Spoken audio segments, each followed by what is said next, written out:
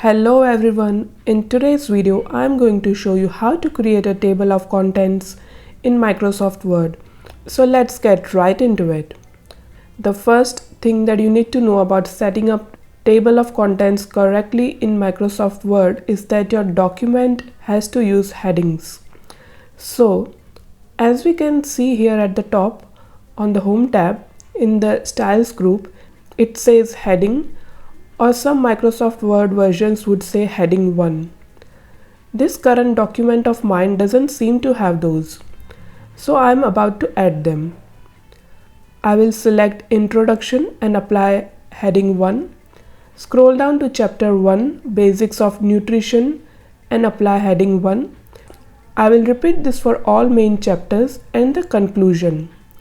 To make it more organized, for subsections under each chapter, I will select them and apply heading 2. Let me quickly apply this to all subsections in our document. Now, for our table of contents to sit at the beginning, we will need a blank page there. So, I place the mouse cursor at the beginning of the document, right here. Then head to the Insert tab and click on Blank Page. Perfect spot for our table of contents. Moving on to creating our table of contents. I will move to the References tab and click on Table of Contents. We can see a few options here: Automatic Table 1, Automatic Table 2, Manual Table. You can also get table from office.com or create a custom table. I usually stick to automatic table 1 or 2. I am selecting automatic table 1 today. And there we have it, a neat table of contents added to our document. If you want to modify the look of your table of contents, you can. For instance, I want it to say table of contents instead of contents. I want to change the color and make it bold. Next, what happens if we make adjustments to our document? Let's say I want to combine the subsections macronutrients and micronutrients into one section. I will do that now.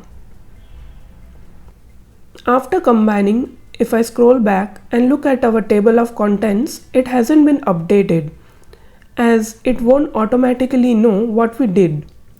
So let's update it.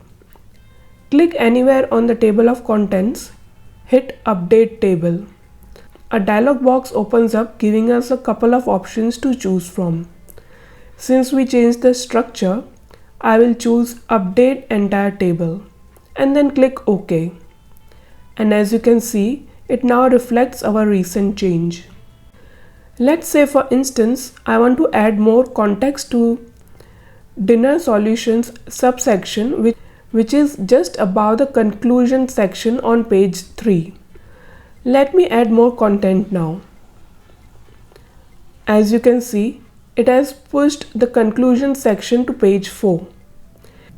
If I scroll back up to table of contents, it still shows the old page number 3 for conclusion. To update it, click anywhere on the table of contents, then Update Table. But this time we will select Update Page Numbers only. Now it correctly shows conclusion on page 4. You might have noticed besides the Update Table button, there's another button. It is used to switch between automatic tables or even choose a manual table of contents if you prefer. And so that's how you create and update a table of contents in Microsoft Word. I hope you found this video helpful. If you did, please hit the like button and subscribe to the channel. If you have any questions, please drop them in the comments below and I'll get back to you as soon as I can. I'll catch you in the next video. Take care.